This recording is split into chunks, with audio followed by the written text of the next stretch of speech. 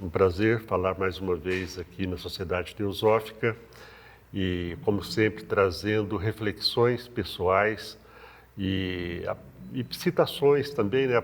Reflexões a partir de citações, de coisas que a gente vê nos textos teosóficos, juntando isso com a observação da vida e trazendo temas que me interessam, né? A questão da mente é uma questão que a gente está sempre falando sobre ela na Sociedade Teosófica, seja em palestras, seja em nossas reuniões de estudo, estamos sempre falando, sempre lidando com esse tema, porque é um tema bastante complexo, né, que vai além, talvez, do ponto de vista da teosofia ou da filosofia esotérica. Esse tema da mente vai além da ciência, vai além da psicologia e a gente aprofunda um pouco mais. Muitas vezes esse aprofundamento é no campo quase que especulativo. Eu não diria especulativo, porque são visões a respeito da mente, como a respeito de outros temas, que nos vêm a partir de experiências científicas também, mas pertencentes ao que nós chamamos de ciência oculta, uma ciência que não é acadêmica, uma ciência que ela trabalha com, digamos, catalogando percepções sutis de pessoas evoluídas, muito evoluídas, né? E coisas milenares, né? E com alguma frequência, acontece de fatos que foram relatados por essas pessoas, que foram incorporados a isso que chamamos teosofia, ciência oculta, ocultismo, filosofia esotérica, são expressões sinônimas, né?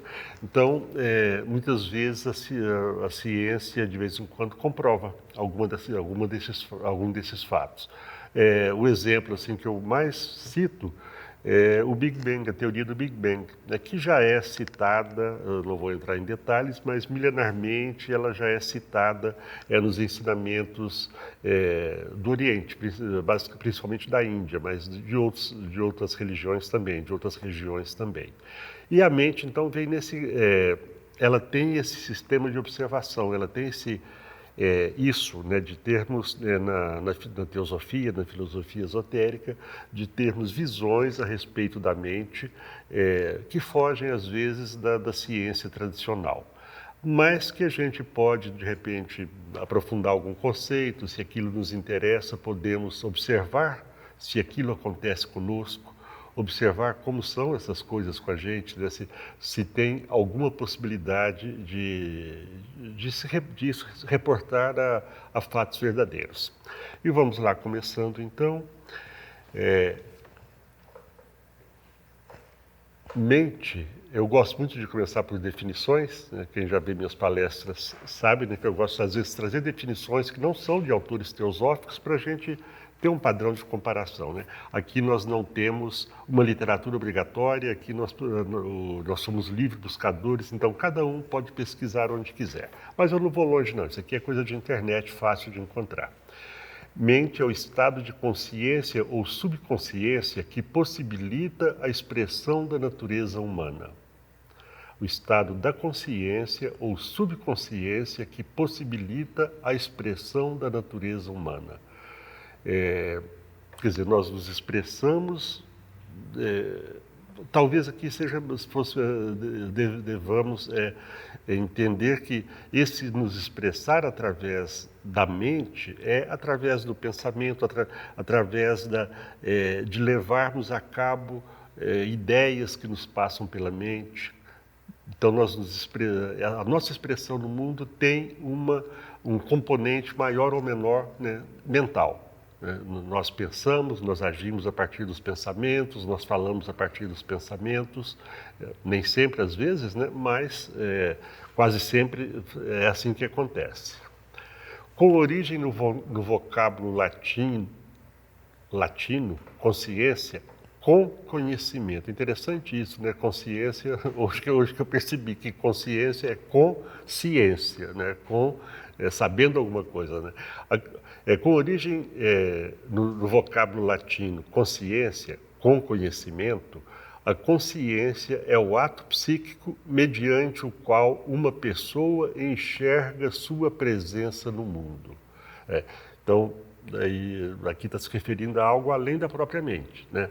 Mas que, através da mente, essa consciência pode vir ao mundo, agir no mundo, né? Marcar sua presença no mundo, e há esse intercâmbio, né? Por outro lado, a consciência é uma propriedade do espírito humano que permite reconhecer-se nos atributos essenciais. Aí ele falou em mente, falou em consciência e agora falou em espírito, né? Se utilizando cada vez mais e tornando cada vez mais abrangentes os conceitos, né? Então, um espírito, né, que se manifesta com uma consciência, que se manifesta ou que age através da mente. Só existe a consciência de um eu separado do mundo quando tem início o despertar da consciência no nível mental. A filosofia esotérica, a teosofia, nos ensina, traz nos seus ensinamentos que a consciência está em todos os reinos da natureza, na menor partícula do reino mineral. Numa célula, numa molécula mineral, né, tem consciência. Numa célula do reino vegetal, tem consciência. No animal, tem consciência. E no animal nós podemos perceber essa consciência talvez despertando. Quando nós observamos reação de um cão de guarda ou de um cão de companhia amoroso, nós podemos ali talvez desconfiar que tem alguma coisa de consciência, de autoconsciência ali, né? É impressionante, hoje com a internet a gente vê vídeos impressionantes, né, de animais, mas ainda falta alguma coisa. No ser humano, esse nível mental aflora, né, e nós estamos desenvolvendo, ou podemos desenvolver a nossa capacidade mental, né, com o uso da própria mente, né, com o uso da própria mente, direcionar, esse afloramento da nossa mente, né, da nossa capacidade mental. Bom, a mente, ela não é isolada, ela é parte do nosso ser integral. Nada nosso é isolado, nem mente, nem emoção, nem físico, tudo está junto aqui e agora, né? E os níveis superiores também, que daqui a pouco a gente toca um pouquinho. E o ser humano em seus diversos níveis de manifestação, aqui um esquema bem simples, né? Existem outros esquemas, mas aqui nós temos no triângulo superior, azul, né? Aqui nós temos o que seriam os princípios divinos do ser humano. A alma, a tríade superior, o eu superior, o ego espiritual.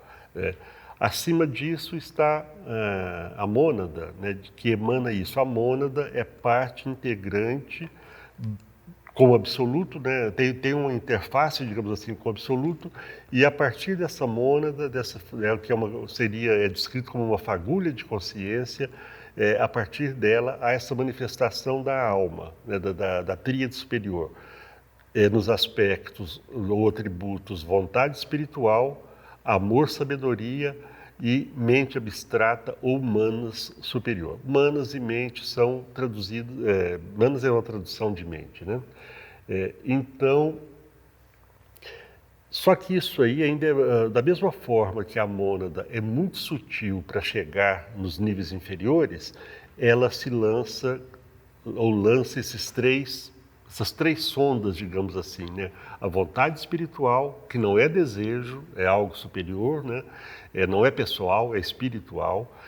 O amor, sabedoria, buddhi, a sublimação da emoção do amor, né? Que ao mesmo tempo dá sentido, né? Usando esse atributo, nós conseguimos perceber o sentido profundo da existência, o porquê das coisas, né?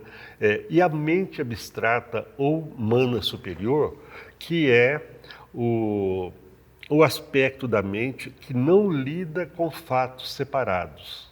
Ela é uma mente integrativa, é a mente arquetípica. Então, qualquer coisa que o homem possa criar, ou pensar que criou, já existiria de alguma forma nessa mente abstrata, né? São os arquétipos, né? Quem conhece os conceitos de arquétipos, né? E eu sempre falo da cadeira que está aqui na minha frente. Existe uma ideia de cadeira que não tem nenhuma especificação, né?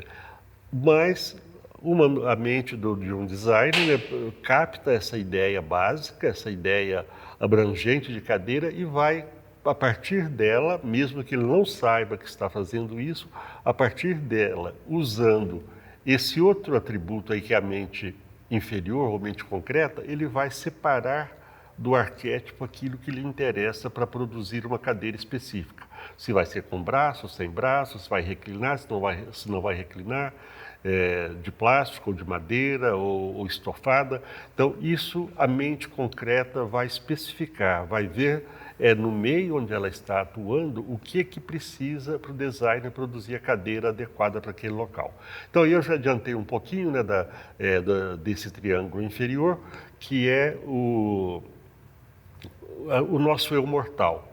Isso que está aqui falando para vocês, né? Mais a mente que está atuando aqui, mais a emoção que está atuando aqui. Que, por sua vez, é o mesmo processo. Isso aqui não consegue chegar nos nossos... Isso aqui que é imortal, digamos assim, embora em um momento vai se dissolver, mas isso aqui é muito sutil para chegar nessa parte inferior. E sendo sutil, então, ele lança também, digamos, 3 sondas, né, para atuar no mundo inferior.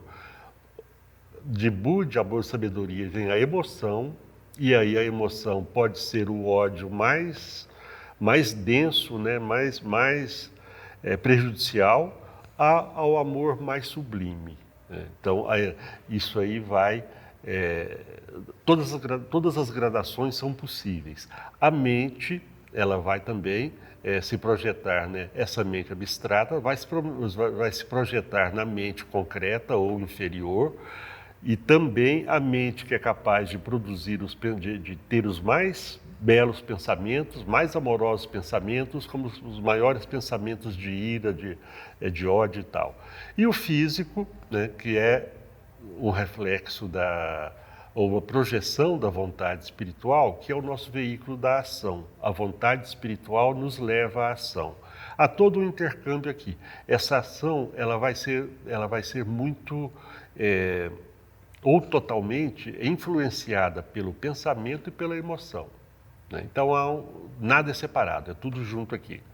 Mas o que interessa mesmo, né, é isso, né, de que nós temos uma mente abstrata, que tem conceitos abrangentes, amplos, que é integrativa, e que temos uma mente inferior que separa.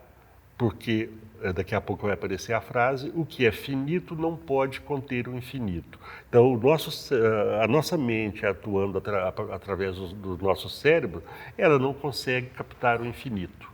Ou nem o infinito, o que é muito amplo para as capacidades dela.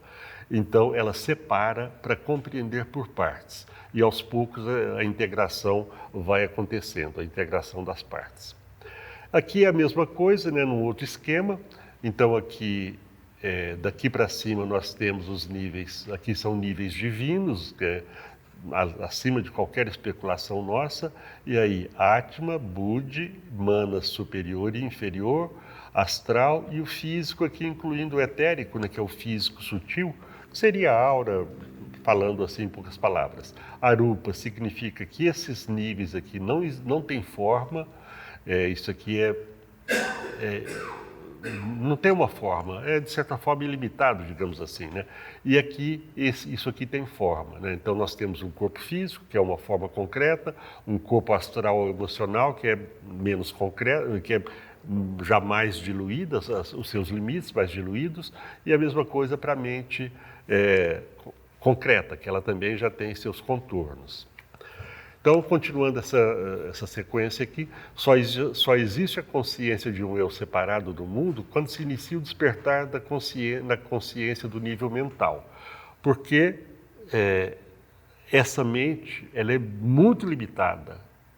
No início, principalmente, no início do ciclo de reencarnações, no reino humano, não dá para entrar em conceitos em muitos conceitos agora, né? Mas em havendo o processo de reencarnação, nas primeiras reencarnações do reino humano, essa mente é muito rude, ela é muito concreta mesmo, né? Então ela precisa separar, ela não tem abrangência, ela precisa separar as coisas para compreendê-las.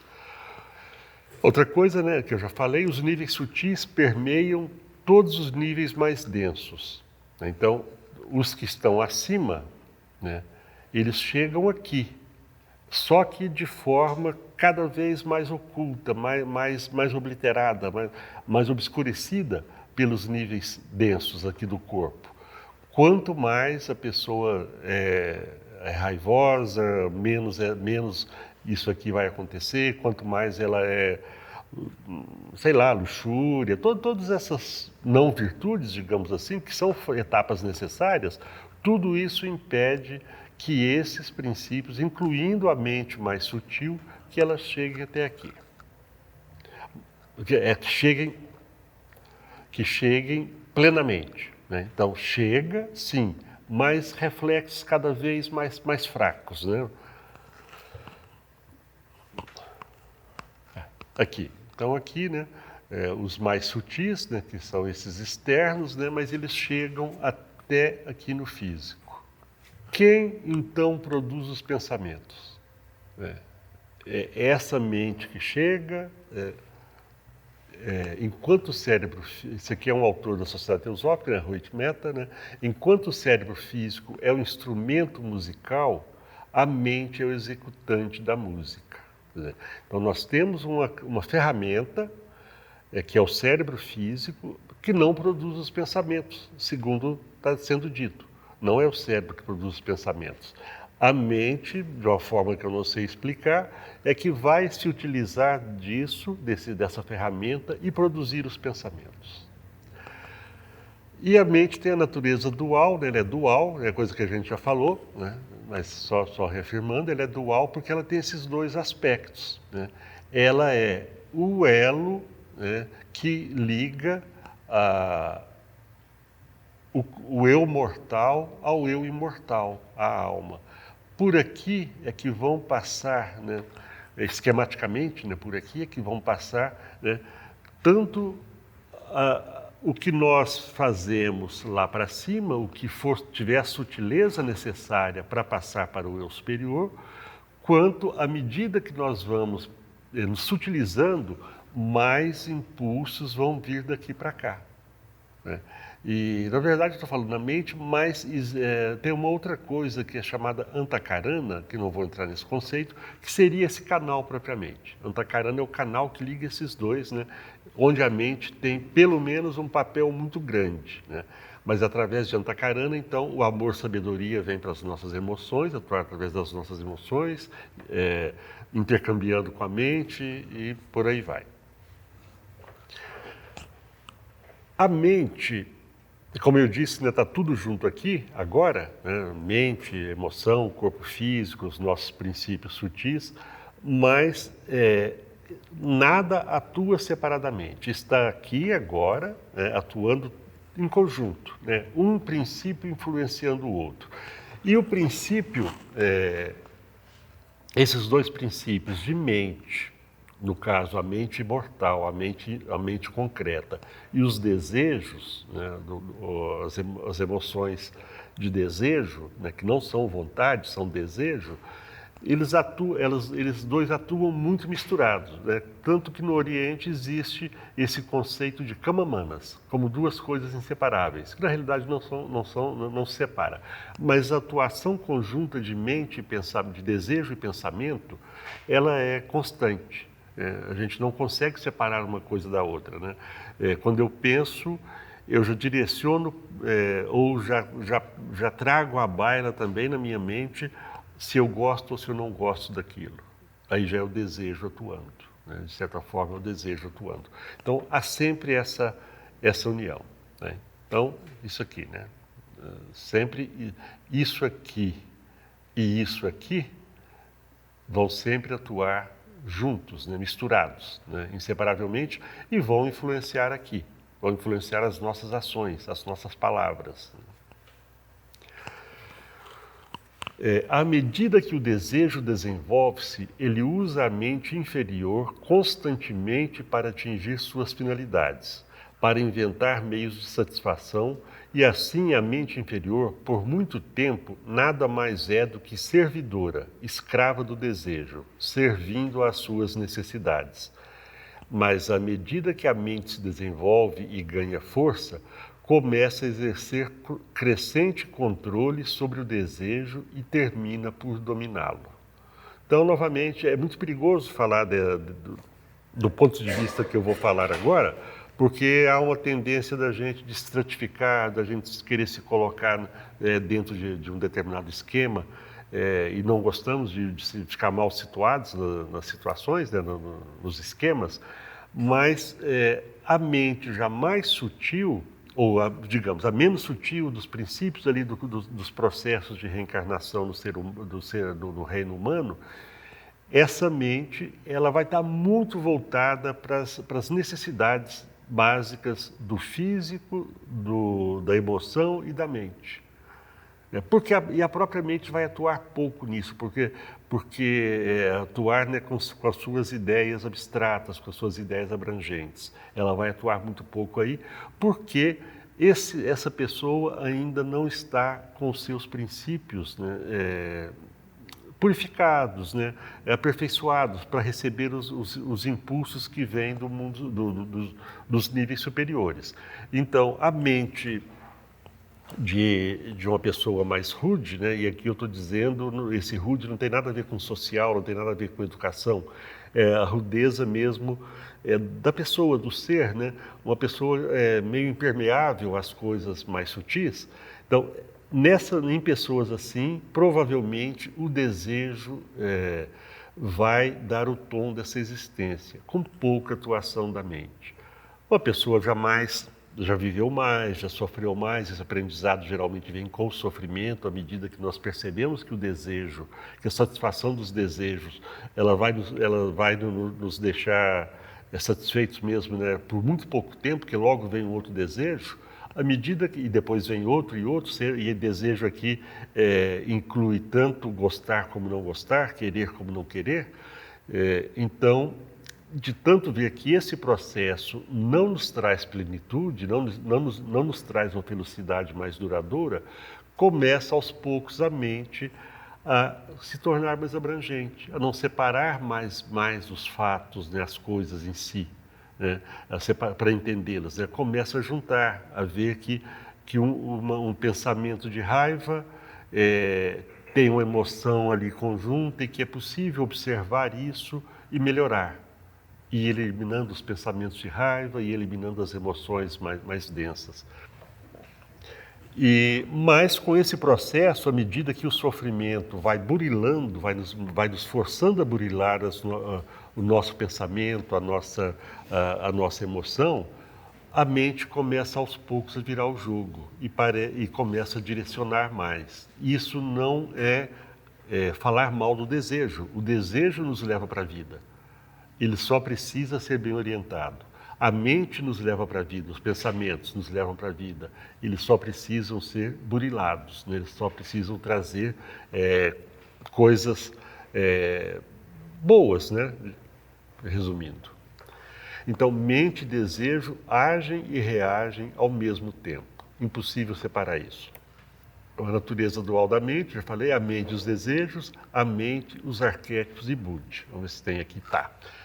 Então, essa mente, ela age muito influenciada por isso aqui. Ela é uma mente voltada para a matéria, né? Seja a matéria mais sutil ou mais densa, mas essa mente, ela age voltada para a matéria. Quando começa a haver o burilar, né, desses três princípios, começa a haver essa utilização, né, o interesse um pouco menor para a matéria, a mente começa a se voltar para cá.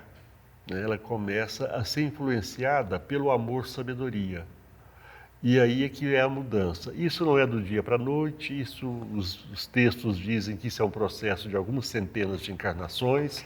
Não há por que haver ansiedade porque não conseguimos, né? Porque pensamos uma coisa, sentimos e fazemos outras.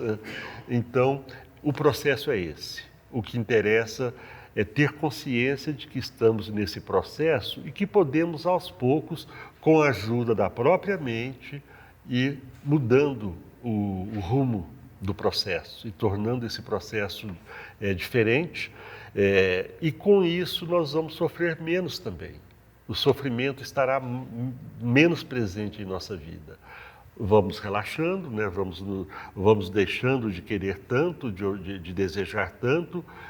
Não é urgente acabar com o desejo, de jeito nenhum, né? Mas vamos aos poucos aprendendo a usufruir do desejo de uma forma saudável do ponto de vista evolutivo, né? E não de uma forma que nós somos cada vez mais escravizados pelos desejos. Bom, mudando um pouco agora, vamos para mais teoria aqui. A mente, né, ela tem funções, e aqui eu creio que eu tirei isso do livro Autocultura, Autocultura à Luz do Ocultismo, de I.K. Taimini, que é um livro sensacional, muito bom, né, muito técnico assim, mas muito bom, né? Então, as primeiras funções dessa mente concreta, né? Converter as sensações astrais, e eu acho que não são só as astrais, acho que faltou alguma coisa aqui, ou talvez eu até queria tirar a palavra astrais e esqueci. Converter as sensações em percepções de cor, forma, som, gosto, cheiro e tato. Os sentidos têm as sensações. A mente é que vai decifrar isso, que vai qualificar como cor, como textura, como gosto, cheiro, porque ela passa essa informação para o cérebro físico. O sentido passa essa informação para o cérebro físico e a mente faz a comparação. Essa mente ainda compara muito, né? Porque ela não tem ainda aquela coisa da abrangência para situar isso imediatamente no contexto amplo da existência. Mas ela vai ver como que aquilo chega até a minha personalidade, até o meu eu inferior aqui, até os meus princípios mortais, né? Então, a mente, né, converte o que chega através dos sentidos e do cérebro físico, converte nisso, né? Combinar as percepções mentais derivadas dos diferentes órgãos do sentido em uma imagem composta, né? Então, eu vejo uma pintura, um quadro bonito, ela me causa uma emoção, então a mente vai juntar a emoção que aquele quadro me pintou, mas o próprio fato da visão, a mente junta isso numa coisa agradável, numa coisa que traz prazer, que traz deleite. Um exemplo, né? Poderia ser com uma música, poderia ser vendo uma cena de um crime, me causar horror, me causar compaixão, me causar raiva. Tudo isso está intercambiando, né, as diferentes sensações e a mente faz essa junção. Separar em seus componentes qualquer impulso mental que possa encontrar expressão através de um número de órgãos motores. Então, pegando esse exemplo de ver uma cena de assassinato, talvez o primeiro impulso seja de violência, de ser violento com quem cometeu um assassinato. Mas a mente pode dissociar isso, né? Aconteceu uma coisa, isso aqui é uma emoção muito forte que tá me levando a ter essa reação violenta também, e eu vou brecar, vou frear, vou controlar essa emoção, né? O senso de vingança, coisas assim. Então, não sei se está ficando claro para vocês. Aqui, uma figura que eu uso muito nas minhas palestras, é uma figura da alquimia tradicional, onde nós temos aí um senhor com uma espada e um ovo, né? E ele está prestes a cortar o ovo, né? A mente tem o papel dessa espada, né? Quando eu disse que ela separa para compreender, é porque o cientista não está vendo, que o homem não tá vendo o que está dentro do ovo. Nós, quando olhamos para o mundo, é tudo confuso. A mente é que vai separar. Ali tem uma pessoa me filmando, ali tem outra me ouvindo, ali tem uma cadeira, ali tem um telefone sensor. A mente vai qualificar essas coisas. Ela vai cortar, da mesma forma que essa espada vai cortar esse ovo, para que esse senhor possa ver o que tem dentro do ovo. Então, a espada é um dos símbolos da mente, né? Porque ela corta, ela separa para controlar. Ela separa para qualificar e colocar em um escaninho onde ela tenha o controle desse conceito, né? Essa é a mente conceitual, essa é a mente concreta, né? A que vai separar o dinheiro para pagar a conta no final do mês, né? E também é a mente que vai pensar, não, eu tô agindo com raiva e é melhor eu não agir com raiva. Ela separa as coisas. Já falei essa frase, né? Então aqui, digamos... que esse senhor não consegue compreender o infinito, não consegue compreender o universo do ovo, então ele separa para que o finito, que é a mente dele, possa compreender.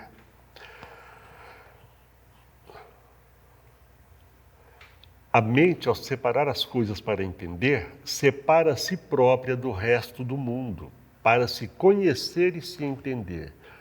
Isso é uma coisa da evolução. Mas aí está a raiz do egoísmo.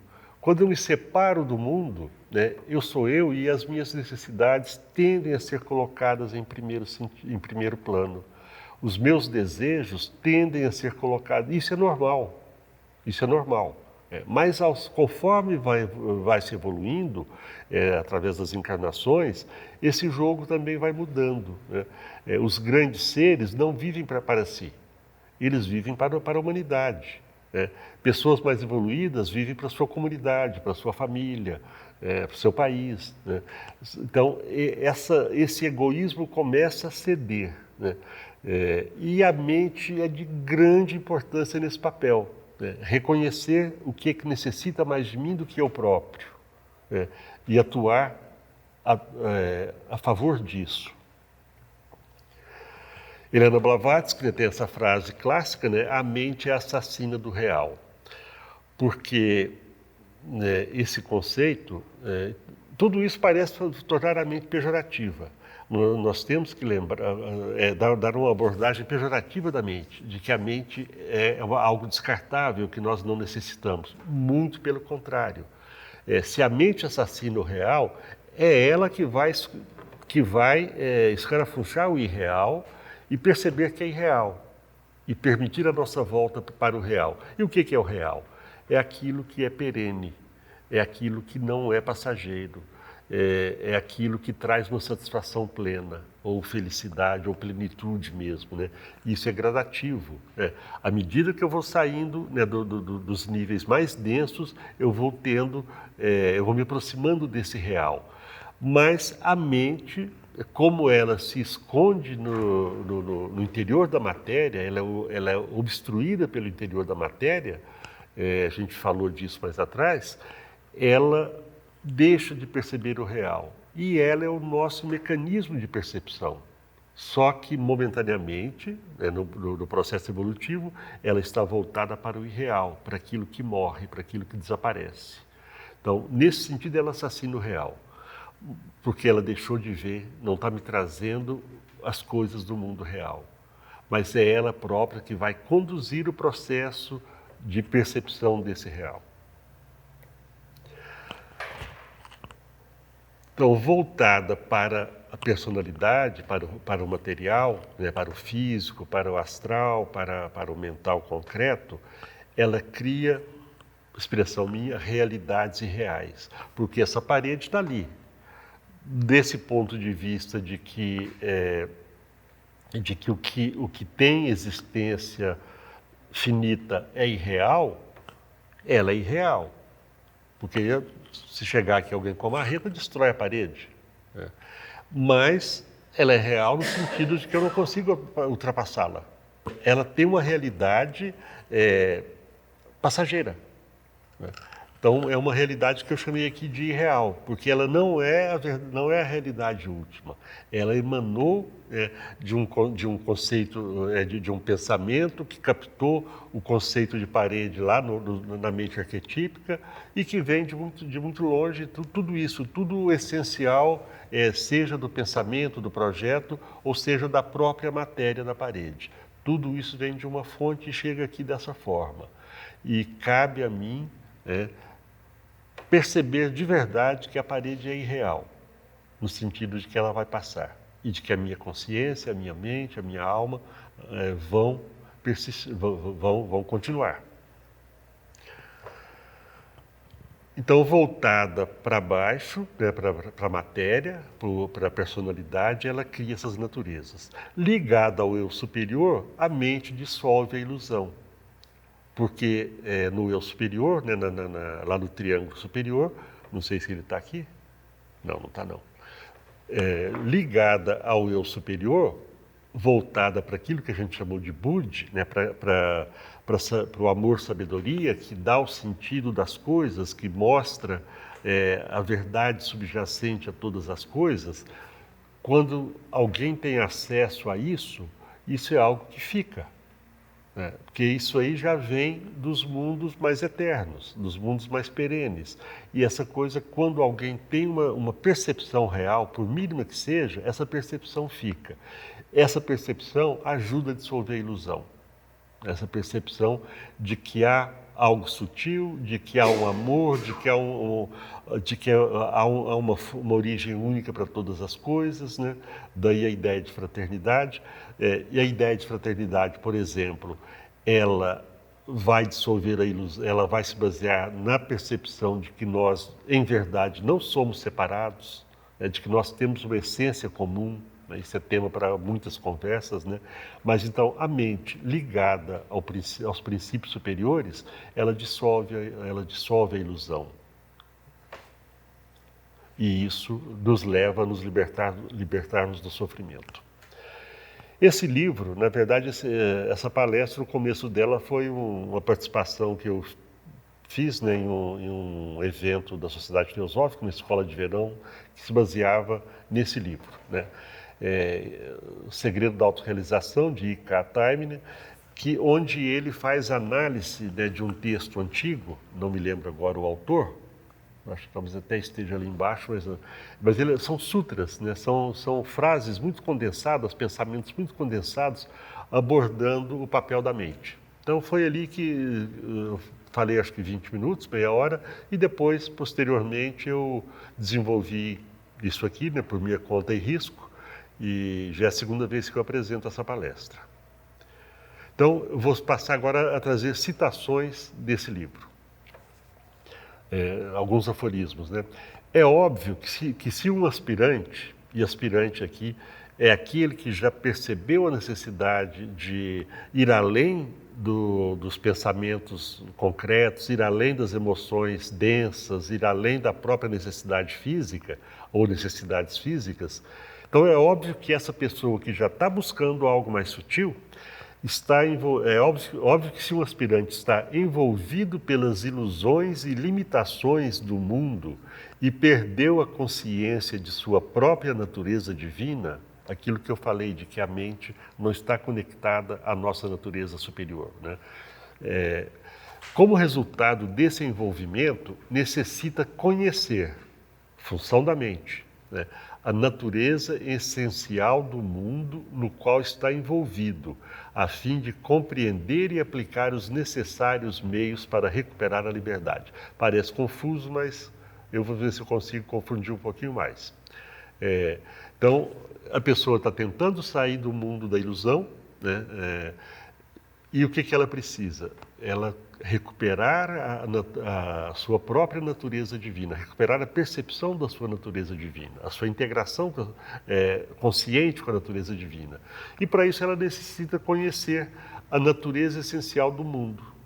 Mas como essa pessoa não tem ainda acesso à natureza essencial, como todos os níveis de matéria estão sabotando esse conhecimento, ela tem que começar isso através do conhecimento da natureza dos mundos mortais, dos nossos princípios mortais. Conhecendo essa natureza deles, a pessoa vai poder trabalhar essa natureza, burilar essa natureza. Então, a natureza é essencial no mundo no qual está envolvido, a fim de compreender e aplicar os necessários meios para recuperar a liberdade, para voltar a ter aquela consciência da natureza superior. Então, funções divinas da alma, da alma cósmica e individual. Então, lembrando novamente, né, que aqui nós temos algo, aqui nós temos isso aqui não é alma, né, isso aqui é o eu mortal, aqui seria a alma, o eu imortal, o ego, e, como foi dito lá antes, né, cósmica, né, aqui seriam os princípios, né, amplos, né, ilimitados, né, aí em cima. Então, as funções da alma, porque o que está embaixo é igual ao que está em cima. Essa alma individual, ela é reflexo de uma alma cósmica, de uma alma universal, onde todos os arquétipos cósmicos estão previstos, né? E que há uma mente individual, individualizada, onde também o nosso projeto de indivíduos, né, de seres humanos, também está previsto. Então a mente tem isso e por conta desse projeto, entre aspas, né, e aí juntamente desejo, isso nos traz de volta ao mundo da matéria, ao mundo da reencarnação. A necessidade de conhecer esse mundo da matéria para podermos recuperar a nossa natureza, o contato com a nossa natureza real, com a nossa natureza divina. Então tudo isso é um processo mental. Mas a mente individual penetrando em direção, quer dizer, então aqui a gente falou da mente penetrando na matéria. Aqui eu falei da mente penetrando na matéria e criando o mundo irreal. Agora, a mente individual penetrando em direção à sua fonte central pela contemplação pode ser compelida a retornar ao estado de pura consciência. Porque quando ela consegue as condições para se projetar para o alto, para buscar o alto, ela se libera, eu disse, conseguir as condições, não é para qualquer um, não é para mim, isso é para quem faz o percurso todo, né? Então, quando ela faz isso, ela vai em direção à sua fonte central, pela contemplação, e pode ser compelida a retornar ao estado de pura consciência, adquirindo o conhecimento dela, tornar-se sítio ou tite ou a própria realidade. Então, quando a mente faz esse processo, aí já não existe a separatividade. Então, a mente se torna a própria realidade. São palavras. São palavras porque, como são coisas que a gente não vivenciou, eu não vivenciei, provavelmente ninguém aqui vivenciou isso plenamente, então a gente tem que usar as palavras e elas são falhas, né? Mas isso é um incentivo para que a gente procure ir além das palavras, entender o processo além das palavras. O fogo de Tite, mesmo em seus estágios inferiores, quando é coberto por vários agentes obscurecedores, está sempre queimando o combustível dos objetos no mundo objetivo, na medida de sua intensidade, pelo exercício de viveka ou discernimento espiritual. Então, esse fogo da mente, ele está sempre queimando. Mas ele vai queimar mais ou menos à medida de que a matéria que está ocultando esse fogo, ela é mais densa ou menos densa. Quando eu estou falando em matéria, eu estou falando em físico, em astral ou emocional e em mental concreto. Quanto mais isso for denso, fechado, menos esse fogo vai atuar. Esse fogo que clareia, esse fogo que vai fundo na realidade da matéria para voltar para o mundo da realidade. Então, mesmo em seus estágios inferiores, esse fogo está queimando. Está queimando o combustível dos objetos no mundo objetivo, na medida de sua intensidade, da intensidade do fogo, intensidade permitida pelos níveis da matéria, ou não permitida, pelo exercício de viveka ou discernimento espiritual, discernimento, a capacidade de pensar. A capacidade de pensar bem, e aqui não é só pensamento, aqui é pensamento com boas emoções, com emoção mais sutil, né? Essa emoção mais sutil dá o sentido do pensamento. Se é para o bem ou para o mal, se é para juntar ou para separar. Bem e mal são palavras complexas, né? Vilapana, outra função, ou vilapana, não sei. Dissolução, destruição, é o oposto de abhasana e o complementa. O que é abhasana? Manifestação. Então, há um aspecto de manifestação e há um aspecto de dissolução. É o oposto de abhasana e o complementa. É geralmente usada no sentido de produzir o estado de pralaya depois de um período de manifestação. Da mesma forma que do absoluto emana um impulso que vai gerar matéria, que vai gerar um mundo organizado, né? E há um impulso no sentido contrário de dissolver as formas de todo o universo, de juntar tudo, novamente o Big Bang, né? De juntar tudo em uma coisa sem formas, né? Não é, e aqui é caos, mas o caos também a gente tem a ideia de bagunça, é bagunça porque não tem forma, juntou tudo numa bola. Toda a matéria, ela ficou indiferenciada, não tem diferença nenhuma. Então, esse processo de dissolução, ele é repetido em nós, né? A matéria que a nossa mente necessitou, que a nossa alma necessitou para a sua evolução, para a aquisição de conhecimento, para voltar para a sua natureza divina, ela também vai ser dissolvida. E essa dissolução aqui talvez seja um pouco simbólica, porque o dissolver é perceber as entranhas, perceber o íntimo da matéria. Bom, a mente e autotransformação. O que é autotransformação? Nos transformarmos, né? Quando a pessoa vai de uma condição mais complexa, de mais sofrimento, de mais envolvimento com a matéria. Quando ela vai de uma condição dessa para uma ainda pior nesse sentido, eu não sei se isso é autotransformação. É uma transformação da pessoa, sim, ela se transformou.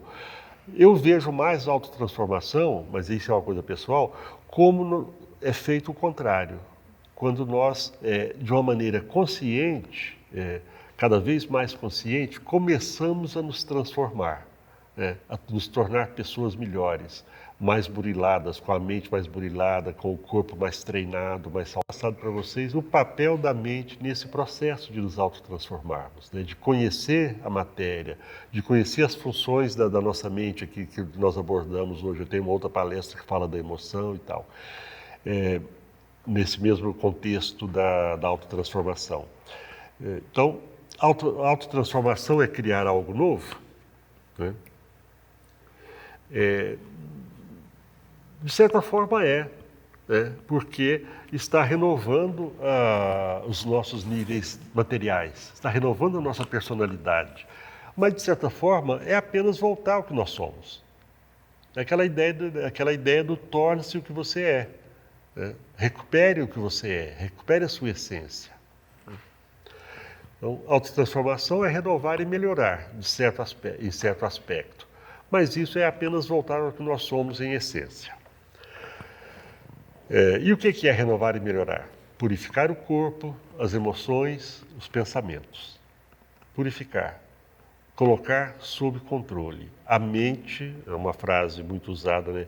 Que a mente sem controle é um péssimo, esqueci agora, o Mariano talvez lembre dessa frase, é um péssimo servo, não um péssimo trabalhador, que ela vai nos orientar, vai nos ajudar a fazer, a planejar, a testar, né? Processos de purificação do corpo, alimentação, sono, exercícios, nada de milagroso. Essas coisas, né? Essas coisas. Não existe milagre. Milagre é o que nós não conseguimos explicar. Mas a partir de algum momento, aquilo que parece milagre, nós podemos produzir com a condução da mente, né? Ou com grande auxílio, com importantíssimo, essencial auxílio da mente. para ver que determinadas práticas físicas não me fazem bem, que determinadas emoções me deixam uma pessoa negativa, uma pessoa que ninguém quer ficar perto de mim, que determinados pensamentos me levam a fazer coisas indesejáveis, né? Então, com a mente nós podemos analisar cada uma dessas nossas funções e procurar melhorá-las. A importância da atitude mental, da meditação. A meditação, né, ela é uma forma de entrarmos em contato com a nossa própria mente, com a raiz, com a origem dos nossos pensamentos, né, com o fluxo dos nossos pensamentos e começarmos a controlar isso, né, deixar os pensamentos passar, eliminar os pensamentos densos, né, e sem nos apegarmos, né, escolhermos aqueles, né, procurarmos os pensamentos mais leves. Não sei por que eu coloquei isso aqui de novo. A mente é o veículo, isso aqui eu acho muito importante, são palavras minhas, mas eu acho de uma importância tão grande, muito grande. A mente é o veículo mais sutil que o homem possui. É o que nós temos de mais sutil na nossa natureza mortal é a mente, né? E o que mais próximo se encontra do eu divino. Então, no nosso eu mortal, a nossa mente fraquinha, falha, que nos engana, é o que nós temos de mais próximo do que é eterno, do que é essencial. Final. Obrigado. Obrigado.